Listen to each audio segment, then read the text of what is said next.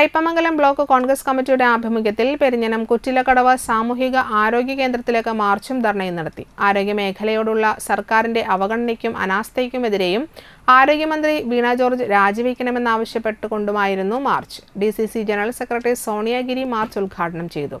Block Congress president Sunil P. Menon അധ്യക്ഷത വഹിച്ചു. DCC general സെക്രട്ടറി അനിൽ പുളിക്കൻ മുഖ്യപ്രഭാഷണം നടത്തി.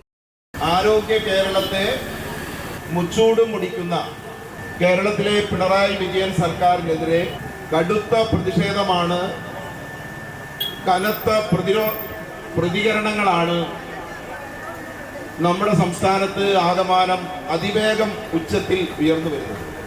അതിൻ്റെ ഭാഗമായാണ് ഇന്ന് കയ്പമംഗലം ബ്ലോക്ക് കോൺഗ്രസ് കമ്മിറ്റിയുടെ നേതൃത്വത്തിൽ ഈ കുറ്റിലക്കടവ് സാമൂഹ്യാരോഗ്യ കേന്ദ്രത്തിലേക്കുള്ള പ്രതിഷേധ മാർച്ച്.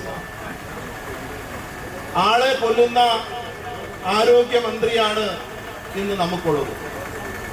ജനങ്ങളെയാകെ കൊല്ലാക്കൊല ചെയ്യുന്ന ആരോഗ്യ വകുപ്പാണ് ഇന്ന് നമുക്കുള്ളത്. കേരളത്തെ ഒന്നടങ്കം കൊള്ളയടിക്കുന്ന